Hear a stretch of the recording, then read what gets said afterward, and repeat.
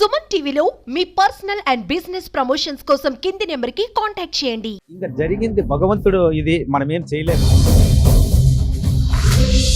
3:20 ప్రాంతంలో అది జరిగింది సార్. జరిగిపోయినాక ఎన్ని చెప్పినా మనము ఊరికే వేస్ట్. వాళ్ళంతా మిడ్ నైట్లో రావడము అదైతే సమంజసం అయితే కాదు సార్. 3 times నేను మధ్యలో నిలిపేశాను అంబులెన్స్.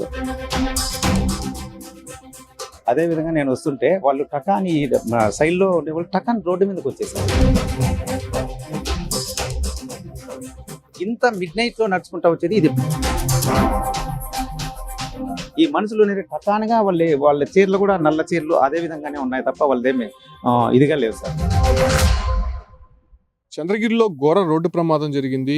ఏదైతే మదనపల్లి నుంచి తిరుపతికి వస్తున్నటువంటి 108 వాహనము అతి పొగ మంచు కారణంగా అటువైపుగా నడిచి వెళ్తున్నటువంటి యాత్రికులపైకి వెళ్ళిపోయినటువంటి పరిస్థితి. అయితే ఈ ప్రమాదంలో 2 చనిపోయినటువంటి నేపథ్యంలోనే దాదాపు 3 అత్యవసర పరిస్థితుల్లో అదే 108 హాస్పిటల్కి తరలించినటువంటి దృశ్యాలు మనం చూస్తున్నాము. ఇదే 108 అంటే మదనపల్లిలో కార్డియాటిక్ పేషెంట్కి సంబంధించి కొంత సీరియస్గా ఉండడంతో మదనపల్లి నుంచి సైరన్ వేసుకుంటూ కొంత జాగ్రత్తగానే డ్రైవర్ అనేది నడుపుకుంటూ వస్తూ ఉన్నాడు. అయితే వస్తున్నటువంటి క్రమంలో చంద్రగిరి నియోజకవర్గం నర్సింగాపురం వద్దకు రాగానే పొగ మంచు ఎక్కువగా రావడము, అదే రకంగానే ఎదురుగా ఉండేటువంటి వ్యక్తులు అదే రకంగా వాహనాలు కూడా కనిపించకపోవడంతో ఒక్కసారిగా 108 వాహనం అటుగా పొంగునూరు నుంచి తిరుమలకి పాదయాత్రగా వెళ్తున్నటువంటి భక్తులపైకి దూసుకెళ్ళింది. ఆ ఒక్క ప్రమాదంలో ఏదైతే అన్నమయ్య జిల్లా రామసముద్రం మండలం పెంపాలపందికి చెందినటువంటి పెద్దరెడ్డమ్మ, అదే రకంగానే సేగంవారిపల్లికి చెందినటువంటి లక్ష్మమ్మ ఇద్దరు కూడా చనిపోయారు. అయితే వారితో పాటు మరో 3 తీవ్ర గాయాలైనటువంటి నేపథ్యంలోనే అక్కడున్నటువంటి 108 సిబ్బంది, డ్రైవరు అదే రకంగా స్టాఫ్ వెంటనే వాళ్ళని ఇదే 108లోనే తిరుపతి రొయాస్పత్రికి తరలించినటువంటి పరిస్థితి అయితే ఉంది. ప్రస్తుతం 108 డ్రైవర్ అమర్నాథ్ ఉన్నారు, ఆయనతో మాట్లాడదాం. సరే, ఏంటి, ఎందుకు జరిగింది? అంత పొగమంచు ఉన్నట్టయితే తెలుస్తోంది. ఆ ఒక్క సమయంలో వాళ్ళు ఎంతమంది వస్తున్నారు? మీరు ముందర వెళ్ళేటువంటి వెహికల్స్ ఏమైనా కనిపిస్తున్నాయా? ఎలా జరిగిందంటారు ప్రమాదం? సార్, నేను మదనపల్లి నుంచి తిరుపతికి 125 కిలోమీటర్స్ రావాలి సార్. పీలేరు నుంచి ఇక్కడికి వచ్చే లోపల 3 times నేను మధ్యలో నిలిపేశాను అంబులెన్స్.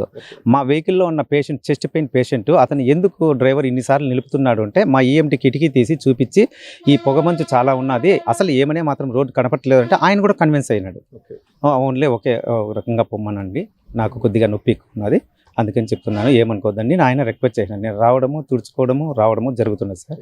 అదేవిధంగా నేను వస్తుంటే వాళ్ళు టకాని సైడ్లో ఉండేవాళ్ళు టకాని రోడ్డు మీదకి వచ్చేసారు. అదేవిధంగా చూడండి, నేను రైట్కి కట్ చేసింటే లెఫ్ట్లోనే తగిలింది. ఏం సార్, అందులో ఇంకొక విషయం ఏమంటే కన్నా, నేను 18 సంవత్సరాల నుంచి ఇదే 108లో నేను వర్క్ చేస్తున్నాను. అదేవిధంగా భక్తులు వస్తున్నారు, కాకపోతే ఎప్పుడైనా భక్తులు వచ్చేవాళ్ళు నైట్ 10, 11 వరకే వాళ్ళు నడిచేవాళ్ళు. ఇంత మిడ్ నైట్లో నడుచుకుంటూ వచ్చేది ఇది నేను ఫస్ట్ టైం చూస్తున్నాను సార్. ఇదే భక్తులు మదనపల్లి నుంచి కూడా వస్తూనే ఉన్నారు, నేను చూస్తూనే వస్తున్నాను. నేను కేర్గానే నేను చేసుకుంటూనే వస్తున్నాను. ప్రమాదానికి ఒకటే కారణము, సాధారణంగా భక్తులు ఉదయం నుంచి సాయంత్రం రాత్రి దాకా కూడా నడుచుకుంటూ వస్తూ ఉంటారు. అయితే రాత్రి సమయంలో ఖచ్చితంగా సేద తీరుతూ ఉంటారు. కానీ ఇక్కడ వీళ్ళు చేసినటువంటి తప్పు ఏంటంటే అర్ధరాత్రి సమయంలో కూడా అంత మంచు సమయంలో కూడా వాళ్ళు నడుచుకుంటూ రావడము, ఎదురుగా అదే రకంగానే ఆ ప్రాంతంలో వస్తున్నటువంటి వాహనాలకి ఖచ్చితంగా అక్కడ వెళ్ళేటువంటి భక్తులు మాత్రం కనిపించుకున్నటువంటి పరిస్థితి అయితే కనిపిస్తుంది. అదే రకంగానే ప్రమాదం జరిగినట్టయితే అక్కడ స్పష్టంగా అర్థమవుతోంది.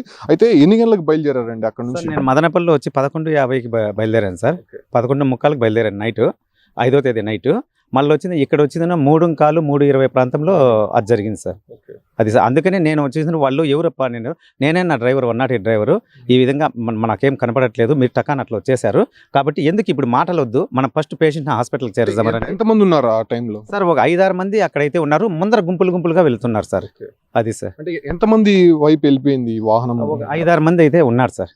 టకాన్ నాకెంత ఒక 10 feet కూడా లేరు సార్. అంటే కనపడడం అంటే మన లైట్లకు డిస్టెన్స్, మనుషులు కానీ వెహికల్ కానీ కనపడము, అంటే లైట్లన్నా వస్తే కానీ ఎదురు ఫోకస్ వస్తుంది కాబట్టి కొద్దిగా మనం అర్థం చేసుకోగలం. తీసుకోగలము. ఈ మనుషులు అనేది టకానగా వాళ్ళ చీరలు కూడా నల్ల చీరలు అదే విధంగానే ఉన్నాయి తప్ప వాళ్ళదేమి ఇదిగా లేవు సార్. అంటే సాధారణంగా వాళ్ళు రేడియం స్టిక్కర్స్ అన్ని వేసుకొని వెళ్తారు, అవేనా ఉన్నాయి? అసలు మాలలో కూడా లేరు అయితే వాళ్ళు మామూలు అన్యూనిఫామ్ లోనే ఉన్నారు సార్. టకాని రోడ్డు ఎక్కడం వల్ల నేను ఆ టకాని చూసింది నేను రైట్కి తిప్పేశాను, ఆడికి కొద్దిగా లైట్ లెఫ్ట్ లో తగలడం జరిగింది సార్. అంటే ఇప్పుడు ఇద్దరు స్పాట్ లోనే చనిపోయారు? లేదు సార్ వాళ్ళు నేను హాస్పిటల్ చేరేంత వరకు వాళ్ళు బతికే ఉన్నాను సార్. నేను అక్కడ కూడా డాక్టర్ సార్ ఇది ఎమర్జెన్సీగా ఉన్నది అట్లా చూడండి సార్, నీకు లోపల పేషెంట్లు ఉన్నారు ఇంకా తీసుకొని వస్తాను అని చెప్పి. మిగతా ముగ్గురు పరిస్థితి ఏంటి? సార్ వాళ్ళని మేమైతే అందరము చర్చినాము, మేము నలుగురిని అయితే ఎత్తుకొచ్చినాము. ఇంకోరెవరో ఒకరు బలోరాలోనో వాళ్ళు వేరే వెహికల్లో వచ్చారంట. అక్కడ బాగా ఇబ్బందిలో ఉండే వాళ్ళని మేము టకటకాని వేసుకునేది మేము అంత గమనించే పరిస్థితి లేదైతే, ఎందుకంటే మనకు లోపల పేషెంట్ చెస్ట్ పెయిన్ పేషెంట్ కూడా ఉన్నారు సార్. అది నేను అప్పట్లో వాళ్ళని తీసుకురావడం అంటే ఇంకా జరిగింది భగవంతుడు, ఇది మనం ఏం చేయలేము. కాకపోతే వాళ్ళు ఇంత మిడ్ నైట్లో రావడము, మనం ఇప్పుడు జరిగిపోయినాక ఎన్ని చెప్పినా మనము ఊరికే వేస్ట్. వాళ్ళు అంత మిడ్ నైట్లో రావడము అదైతే సమంజసం అయితే కాదు సార్. ఎందుకంటే ఎన్నో వెహికల్స్ మేము వస్తున్న 18 సంవత్సరాల నుంచి తిరుపతికి వస్తూనే ఉన్నాం సార్. మేము అట్లన్నా చూసిన రూట్ కాదా 18 సంవత్సరాల నుంచి తోలుతున్నాం. నా ఏజ్ కూడా దీంట్లోనే 18 సంవత్సరాలు అయిపోయింది సార్. 2006లో చేరినాను సార్ నేను. ఇంతవరకు ఇప్పటి వరకు కూడా నా మీద కానీ ఎలాంటి చిన్న గీత పడిండేది కూడా ఫస్ట్ టైం సార్ ఇది. భక్తులు వస్తున్నటువంటి సందర్భంగా అంటే రాత్రిలో ప్రయాణం చేసేటువంటి క్రమంలోనే ఇటువంటి ప్రమాదాలు అయితే చోటు చేసుకుంటూ ఉంటుంది. అది కూడా మంచు కాలం కాబట్టి పొగమంచు అధికంగా ఉంటుంది. రోడ్లపై వెళ్ళే వారికి ఖచ్చితంగా ఒక రేడియం స్టిక్కర్స్ అన్న వెనకాల వేసుకోవాల్సి ఉంటుంది, లేకపోతే ఖచ్చితంగా రాత్రి సమయంలో అనేది పక్కన అయితే సేదతీరాల్సినటువంటి అవసరం ఉంది. ఒకవేళ అదే సమయంలో నడిచి వెళ్తున్నటువంటి క్రమంలో ఇటువంటి ప్రమాదాలు చోటు చేసుకునేటువంటి అవకాశం ఉంటుంది. ఎందుకంటే 108 కావడంతోనే అక్కడ లోపల ఉన్నటువంటి పేషెంట్ని కాపాడాలనేటువంటి ఒక ఆలోచనతోనే డ్రైవర్ కూడా కొంత వేగంగానే వస్తూ ఉంటారు. ఆ క్రమంలోనే ముందర సైరన్ వేసుకుంటూ అదే రకంగానే లైట్స్ కూడా పెద్ద ఎత్తున వేసుకుంటూ వస్తూ ఉన్నాడు. సో వాళ్ళు ఆల్ ఆఫ్ సడన్గా రోడ్డు పైనకి రావడము, ఒక్కసారిగా ఈ ఒక 108ని అదుపు తప్పి వాళ్ళని ఢీకొనడంతో ఇద్దరు చనిపోయినటువంటి పరిస్థితి. ప్రస్తుతం మరో ముగ్గురికి తీవ్రమైనటువంటి గాయాలవడంతో రోయా ఆసుపత్రిలో చికిత్స పొందుతున్నారు. ప్రస్తుతం 108 వాహనం మనం ఒకసారి గమనించవచ్చు, రైట్ సైడే ఎక్కువ కూడా తగిలినటువంటి పరిస్థితి. అంటే ఈ లోపల ఉన్నటువంటి పేషెంట్ని కాపాడేటువంటి క్రమంలో వస్తున్నటువంటి 108 వాహనము ఏదైతే లెఫ్ట్ సైడ్ వెళ్తున్నటువంటి భక్తులు ఒకసారిగా రోడ్డుపైకి రావడంతోనే ఈ 108 వాహనం వాళ్ళని ఢీకొంది. ఈ ప్రమాదంలో లెఫ్ట్ సైడ్ పూర్తిగా కూడా కొంత దెబ్బతిన్నటువంటి పరిస్థితి అయితే చూస్తున్నాం. సో వచ్చేటువంటి భక్తులు కూడా అత్యంత జాగ్రత్తగా రావాల్సి ఉంటుంది. ఎందుకంటే హైవేల్లో వచ్చేటటువంటి వారికి కొన్ని ప్రికాషన్స్ తీసుకుంటే ఇటువంటి ప్రమాదాలు అయితే జరిగేటువంటి అవకాశం అయితే లేదని చెప్పొచ్చు.